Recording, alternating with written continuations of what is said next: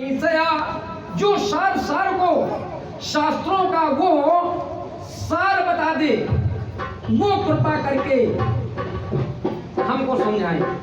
छठवां प्रश्न आता है, भगवान जब अपनी लीला को संपन्न करने के लिए आए तब श्री कृष्ण ने अवतार लिए।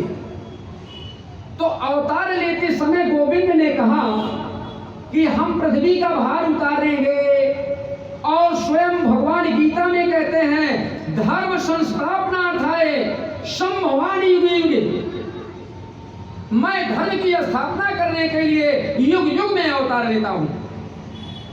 यदि हम प्रभु की बात पर विश्वास करते हैं कि भगवान धर्म की स्थापना के लिए अवतार लेते हैं, तो अपनी लीला समाप्त करके जब श्री कृष्ण चले गए तब धर्म तो अकेला पड़ गया होगा ना प्रभु, धर्म किसकी शरण में गया?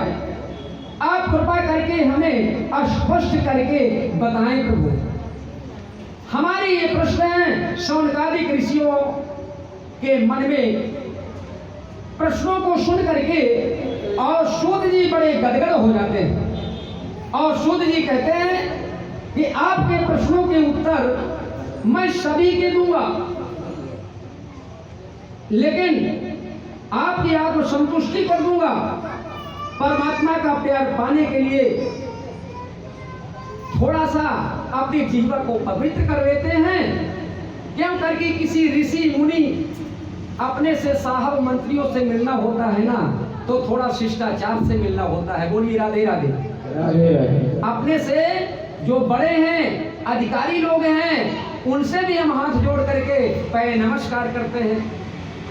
तो शौनकादिक ऋषि उनको सब कुछ बताएंगे, लेकिन बोले पहले भगवान का स्मरण कर लेते हैं। नटवर नागर नंदा भजोरे मन,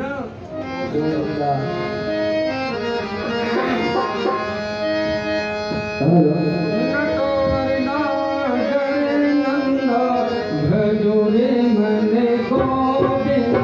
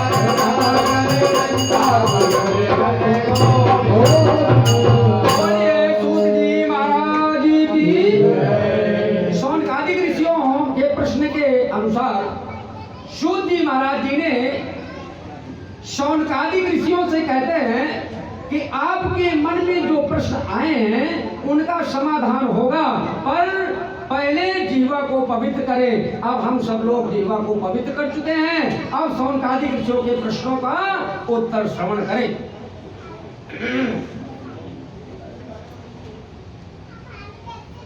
निगम कल्पितरो निगमितम फलम शुके मुखादिमता द्रव संयुतम पिबति भागवतम रसमालयम मुहुरहो रसिका भुवि भावुका। श्री सूत जी महाराज जी शौनकादिक ऋषियों से कहते हैं कि आपके मन में जो प्रश्न आए हैं आप उत्तर सुनिए। परम आदरणीय आचार्य सुखदेव जी के चरणों में प्रणाम करते हुए श्री सूत जी महाराज जी बताते हैं, जीवन इतना महत्वपूर्ण होता है, ऐसा आदर्श चरित्र जिसका होगा वो 12 वर्ष तक सुखदेव जी मातृ गर्भ में वास किए। इतने विचित्र संत थे कि आचार्य सुखदेव जी गोलोक धाम में राजधानी के गोद में सुखदेव जी क्रीड़ा करते थे और किशोरी राधा रानी ने एक दिन सुखदेव जी से कहा, बेटा आप मृत्यु लोक में जाओ, तुम्हारी जरूरत है और जन जन में भागवत धर्म का प्रचार प्रसार करो। सुखदेव जी ने कहा, माता मुझे गर्भ में ही बड़ा आनंद है, मैं बाहर नहीं जाऊंगा, मुझे माया पकड़ लेगी। गिरा बूंद भा ढाबर पानी, जिस प्रकार आकाश से स्वच्छ जल आता है, लेकिन जब जल में पड़ जाता है जमीन पर तो ढाबर हो जाता है। माता जी सब कुछ कहो, पर माता जी ये मत कहो। सुखदेव जी कहते हैं जैसे गर्भ में से बाहर मैं आऊंगा, लगता है कि इस दुनिया के चक्कर में मैं फंस जाऊंगा।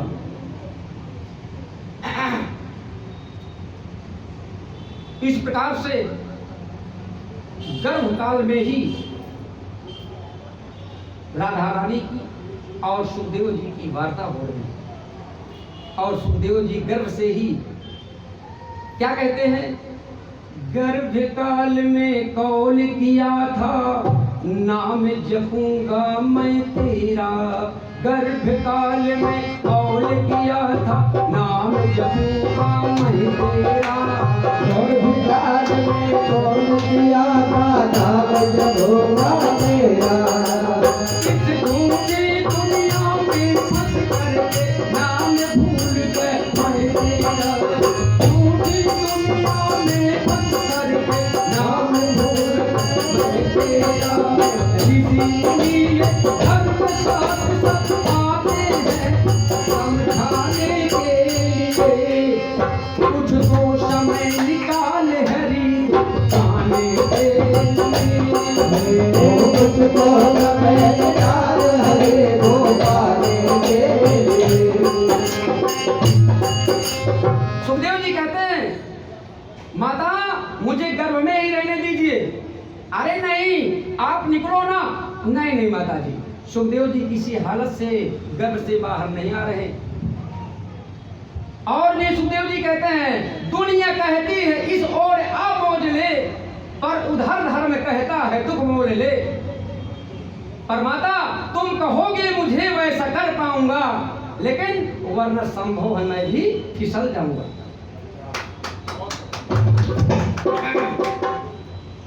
दुनिया कहती है इस ओर आ मौज ले, दुनिया कहती है इस ओर आ मौज ले, दुनिया कहती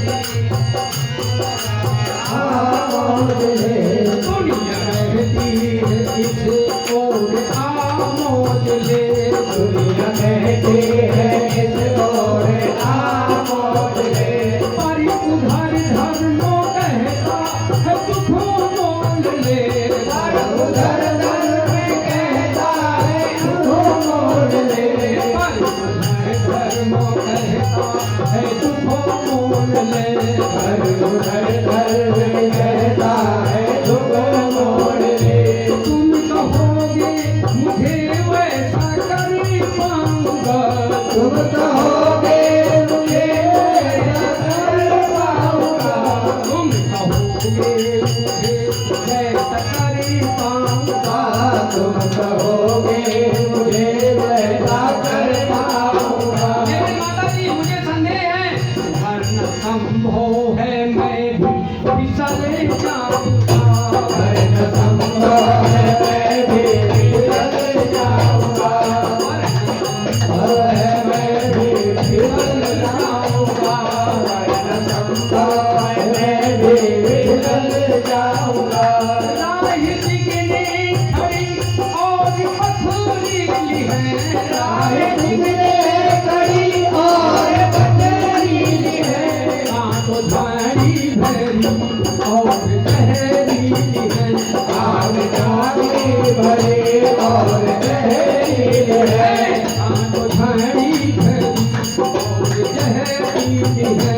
आग जागी भरी और गहरीली है। हे माता जी सहारा देना, फिर मैं जैसा बोलते हो वैसा करूं, करने के लिए तैयार हूं। तो सहारा की इनमें मैं फंस जाऊंगा। तो सहारा की नींद में मैं फंस जाऊंगा।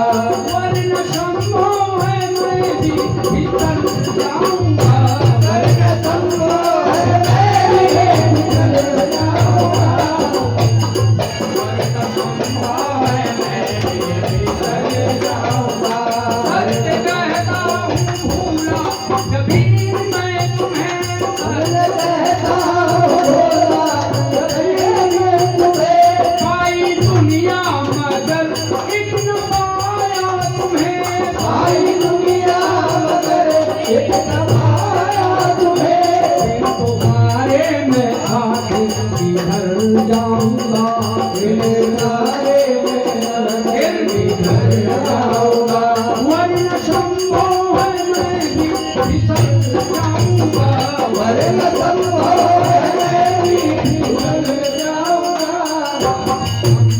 है मैं भी फिसल जाऊंगा भोग विषयों की स्थिति है एक लहर भोग विधियों की उठती है एक लहर भोग विषयों की स्थिति है एक लहर भोग विधियों की उठती है एक लहर मुझको उलझा डूबाने चली हर प्रहर मुझको उलझाने वाले चले हर लहर एक पतवारे वरना न करे पाऊंगा एक पतवार वरना कर पाऊंगा वर्ण शंभो है मैं फिसल जाऊंगा वरन संभव है मैं भी फिसल जाऊंगा संभव है मैं फिसल जाऊंगा वरन संभव है मैं भी फिसल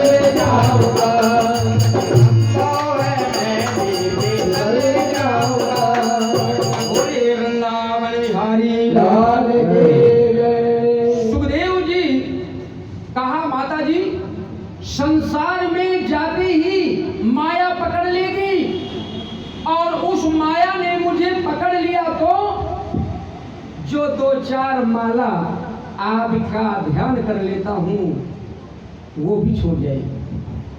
किशोरी राधा जी ने कहा नहीं बेटा मैं आपको वचन देती हूं आप पर माया का असर नहीं पड़ेगा। वही पूज्य सुखदेव जी तोता के रूप में गोलोक धाम में किशोरी राधा रानी की गोद में खेलते हैं और मृत्यु लोक में आए और कैलाश पर्वत के ऊपर एक पक्षी के गर्भ से उन्होंने जन्म लिया, अन्य के रूप में प्रकट हो गए। बोलिए सुखदेव जी महाराज की। सुखदेव जी के माता पिता शुभ पक्षी और पक्षी दोनों उस अंडे को पड़ा छोड़ करके चले जाते हैं। कैलाश पर्वत पर रहते हैं, भगवान शिव जी वहां वास करते हैं। नारद जी ने एक बार अपने मन में विचार किया कि सुखदेव जी की को प्रकट करने की आवश्यकता है, सुखदेव जी का प्राकट्य होना चाहिए। आदरणीय सुखदेव जी जब तक प्रकट नहीं होंगे तब तक भागवत धर्म का प्रचारित कैसे होगा। सुखदेव जी को लाए कौन? नारद बड़े विचित्र संत हैं। नारम ज्ञानम ददाति इति नारदा, जो ज्ञान देता है उसे नारद कहते हैं। अज्ञानम खद खंडयति इति नारदा, जो नारद की बात को खंडन ना करे उसे नारद कहते हैं। जो अज्ञान का खंडन करे उसे नारद कहते हैं। ब्रजवासी लोग कहते हैं कि नारद मतलब जिसकी बात कभी रद्द ना हो उसे नारद कहते हैं। जिसके गले में नारद ने कंठी बांध दी और नारद जी ने जिसे कान में गुरु मंत्र दे दिया उसे वैकुंठ अवश्य मिलेगा, मिलेगा ही मिलेगा। नारद जी का एक स्वभाव आपको बताऊंगा। स्वभाव वो क्या है? जिस घर में कभी झगड़ा नहीं होता, यदि नारद जी का वहां पदार्पण हो जाता है तो वहां झगड़ा हो जाता है। लेकिन एक बात और है खासियत, जहां पर रोजाना अशांति रहती है, झगड़ा होता रहता है, यदि वहां चले जाते हैं तो वहां का झगड़ा बंद भी हो जाता है। बोली राधे राधे। राधे राधे। मनुष्य को उसे भगवान जरूर मिलते हैं जिसको नारद मिल जाते हैं। एक बार नारद जी ने सोचा लक्ष्मी नारायण भगवान का तो मैंने एक बार झगड़ा करा ही चुका हूं। ब्रह्मा की पत्नी में विवाद हो चुका है, लेकिन शिव और पार्वती जी का विवाद कभी नहीं हुआ। ऐसा कुछ नाटक करके जाऊं जिससे कि इन दोनों में भी झगड़ा शुरू हो जाए। नारद जी के झगड़ा कराने में भी रहस्य है। सीधे कैलाश पर्वत पर चले गए और शंकर भगवान तो गुफा में तपस्या में बैठे थे।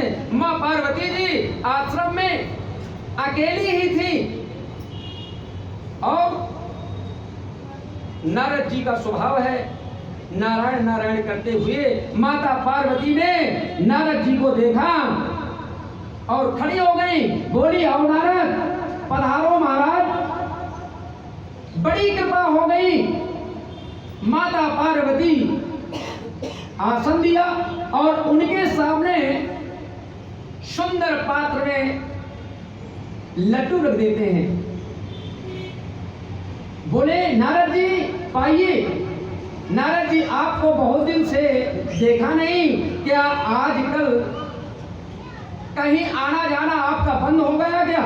नारद जी ने कहा, माता जी, संसार में कभी किसी के घर में मैं जाना बंद कर दिया हूं, एकदम जाना आना बंद कर दिया हूं। पार्वती बोली, क्यों नारद? नारद बोले, क्या बताऊं माता, इन संसार के लोगों में प्रेम बनावटी हो गया। दुनिया में जो भी जिससे प्रेम करते हैं माता बनावटी प्रेम करते हैं। सूर्य नारे मुनि की यही है नीति और स्वार्थ लाए। संसार के लोगों में प्रेम सच्चा नहीं है, सब बनावटी हो गया। इसलिए नारद जी कहते हैं मैं कहीं जाता नहीं। माता पार्वती बोली, आप ऐसा बोलते हो? मैं अपना और अपने स्वामी के बीच का प्रेम बताती हूँ, दोनों में तो इतना प्रेम है।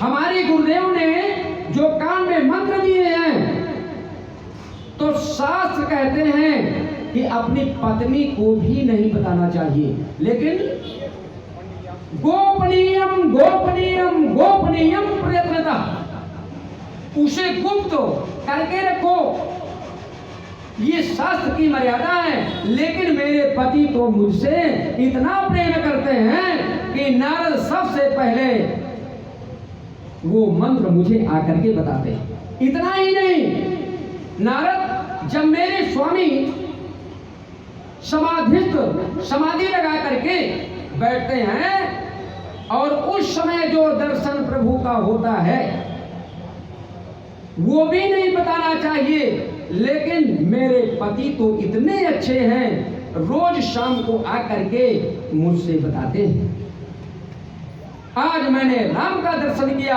आज कृष्ण का दर्शन किया, इतना प्रेम करते हैं मुझसे। अब मैं क्या बोलूं नारद? नारद जी कहते हैं, बड़े आनंद की बात है माता, आपके पति आपसे प्रेम करते हैं। प्रेम जिससे किया जाता है उससे कोई बात छिपाई नहीं जाती। भगवान करे आपका प्रेम बढ़ता ही रहे। पर एक बात और भी बताने होंगे आपसे, क्योंकि जब इतना प्रेम करते हैं तो आपसे बताए जरूर होंगे। माता जी बोली, और एक क्या बात है? क्या नारद जी ने इस बात को भी बताया है कि ये जो मुंडों की माला पहने हुए हैं ये किनकी है? पार्वती जी ने सशंकित रह गई, नहीं बोले, ये बात तो नहीं बताई। तो फिर प्रेम क्या करते हैं? आपसे जिस माला को 24 घंटे जिस माला को पहन करके रखते हैं, उस माला में जिसके मुंड लगे हुए हैं, ये बात अपनी पत्नी यानी आपको नहीं बताई। नारद जी बोले, माता जी हम तो जाते हैं, आप जाने और आपका काम जाने। इतना ही काफी था। माता पार्वती जी ने कहा, हे भगवान, जिनको मैं परमेश्वर मानती हूं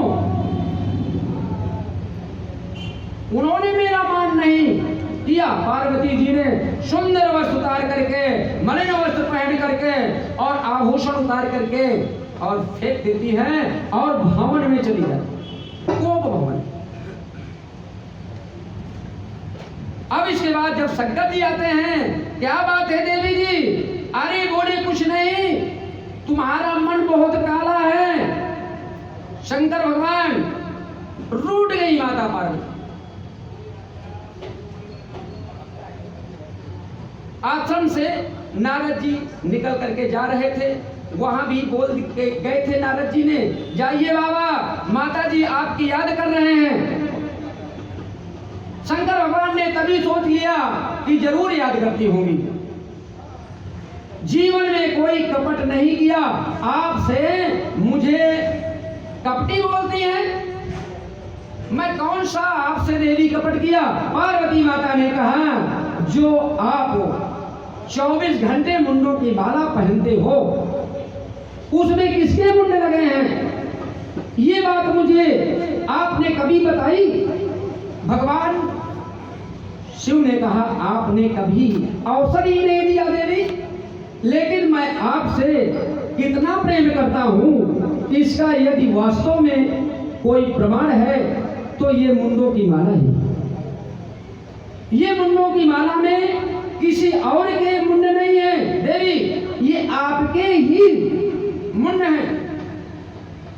वैसे तो आप परम्मा हैं, जगदम्बा हैं, लेकिन लीला की सिद्धि के लिए जब जब आपने जीवन में तुमने परिवर्तन लाती हो, चरित्र में परिवर्तन लाती हो, तुम्हारी याद मुझे बनी रहे, इसके लिए मैं तुम्हारे ही